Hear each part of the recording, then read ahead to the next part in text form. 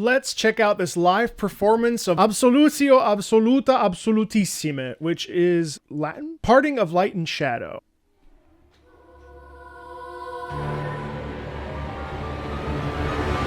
Yeah, you know what I really like about this, if you look here, I love how emphasized the piano is in this particular song. The piano is just such an amazing instrument, and I think the piano in a lot of ways indicates emotional intensity more clearly than other instruments as a personal preference. Just the sheer amount of range that occurs in the piano is just awesome. And clearly, if you look, I don't know if we can zoom in here, there's a shit ton of notes on that staff. There's a lot of notes. And so it's quite the virtuosic experience here playing this, I would say. Love the choir as well. It's very much cool that it's like a true children's choir.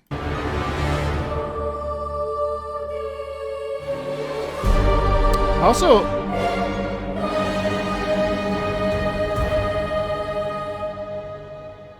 I think that there is some sort of post-production on this, because that's 1, 2, 3, 4, 5, 6, 7, 8, 9, 10, 11, 12, 13, 14, 15, 16, 17, 18, 19, 20, 21, 22. Now, of course, there could be, I'm sure they're mic'd, but I can't see the mic. It's probably up here somewhere. It sounds like 40 or 50 or 60 children's choir singers in here, which is really cool. But what I would love about children's chorus is how bright it can sound, and how, especially when we get all of them in unison, just how in unison everybody can sound. There's a real cleanliness about it. You know how we discuss sometimes that vibrato is really present in older singers, just because the vibrato is like a trained product, especially in classically trained singers. Here, you really get that sense of purity, which I think lends itself also really well to Arlecchino's character. But really, anytime you hear children's chorus in video games, it tends to be like loss of innocence or things like that. So it's really nice to see it, actually.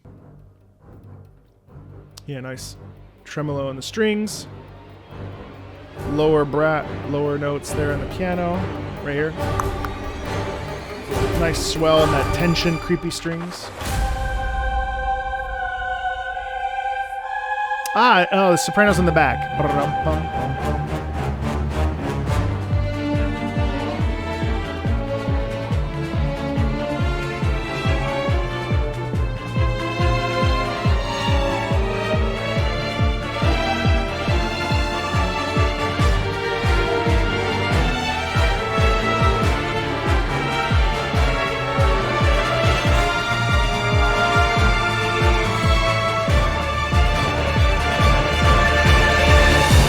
I love how florid this section is. It's very legato. The strings have got a lot of up bowing and down bowing, obviously. A lot of forward momentum in strings, which is really nice because it gives us this real like long quality to it. That sound quality is really nice. And I like that heartbeat rhythm. I think there was some confusion in my previous video about the trance section in here, that I somehow, or that I hated the theme. And I don't hate the theme at all. But what I really actually like about it, the EDM and the propulsion melodically makes sense. It aids in the musical landscape. And I want to be clear, like, just because I said I wasn't a fan of it didn't mean that I disliked it. And thematically, I understand from a lore perspective why the trance exists and why we are removing melody from the experience. Do I personally like that? Not especially, because I like melody. Scaramouche's battle theme has melody. Raiden Shogun's battle theme has melody.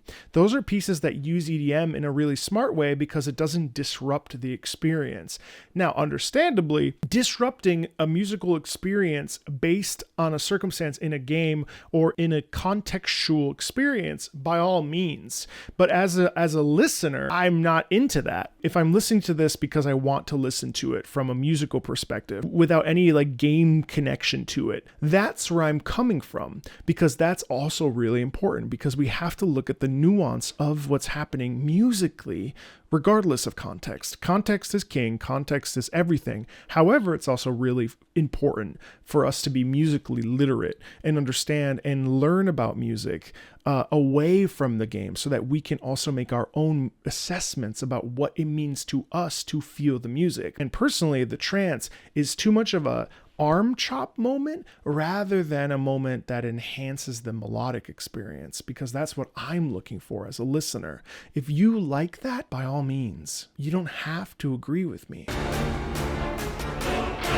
That choir is really strong.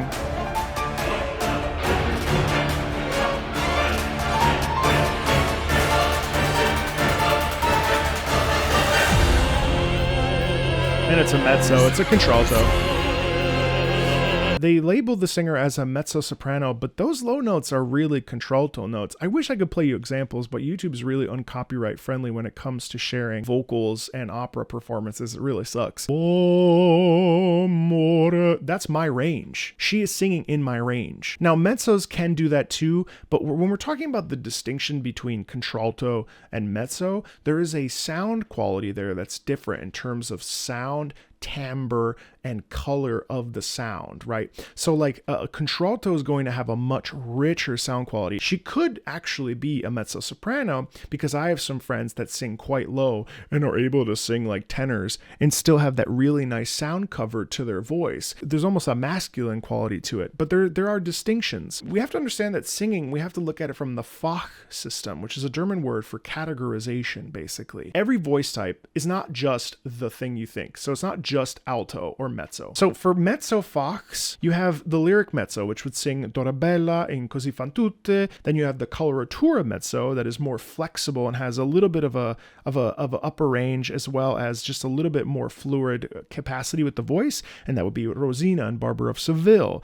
Dramatic mezzos are typically a little bit bigger. This could be a dramatic mezzo. You've got Dido and Aeneas, Carmen and Carmen, Amneris and Aida. These are really like hefty voices. But then you also have the contralto, and a true contralto has a dark and deep voice. Erda and the ring cycle. This is a very low sound quality. And here, so I think that's a low G.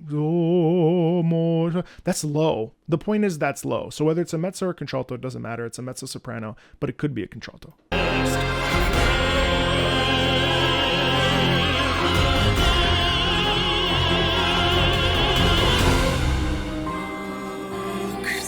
I really like here that we have a pulled back. So we just had a bit of a peak, which is really like thrusting us forward. But then here we have actually a really pulled back.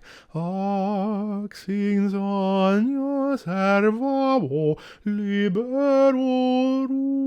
a little bit more introspective.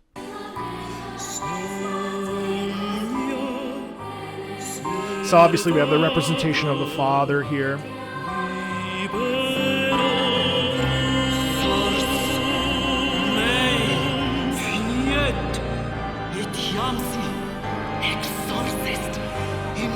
So this is a differently produced. This is not just taking the battle theme and putting it on top, because she actually does some whispering in here that she didn't do in the actual recording that we received, that was floating around.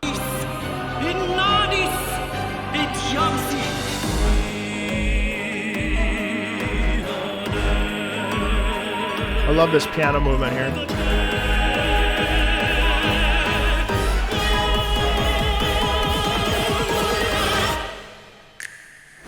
The snapping is cool.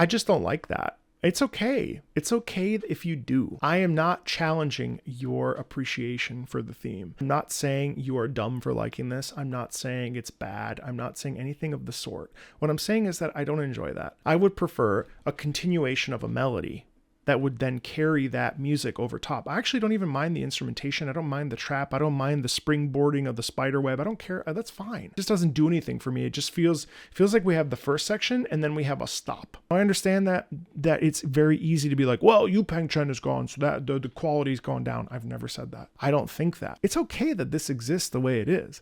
I'm just not necessarily a fan of it. And I think that nuance gets lost on the internet. Just because something is not my cup of tea or somebody else's cup of tea or your cup of tea doesn't mean that then that person's opinion is objectively wrong.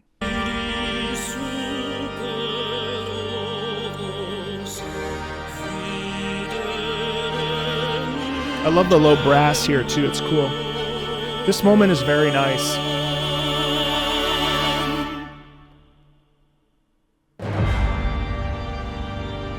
It's interesting that it just sort of ends. It would have been really nice, I think, to go ba-da-da-ba-da-ba-ba-da-da. You know, that's the other kind of thing about Tartaglia's theme that I really like, is that the end comes at a really big climb. Right?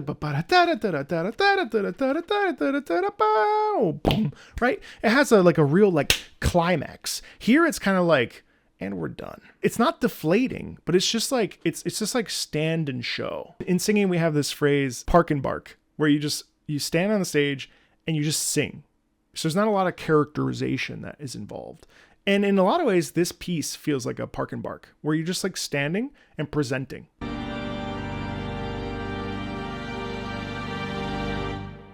I think the organ's really cool too. I mean, there's just a lot to like here. There's a lot of little movement, but especially that piano in the back. That really is one of the highlights. Also really appreciate the children's choir as well. It's a nice piece. It's just not my favorite. Raiden Shogun, La Signora, all these other pieces, and not Upep either. But these other pieces are really pieces that I feel I still hold on to the melody even a year after hearing them. When we do these kind of discussions and conversations around music, my word is not the end all be all. Nobody who talks about this music who is not the direct composer is an authority on it. And the composer at a certain point gives it up to the listener to make their own assumptions. And I know that we want to connect to context, and context is everything. But I behoove you to consider music away from the context so you can listen to it a little bit more deeply. It's awesome that it makes you feel a certain way, and it's awesome that it connects to the character. That's really important. That is its actual purpose. But we have to listen to music also for its own sake sometimes.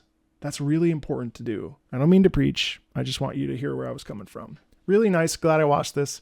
I'll see you on the next one.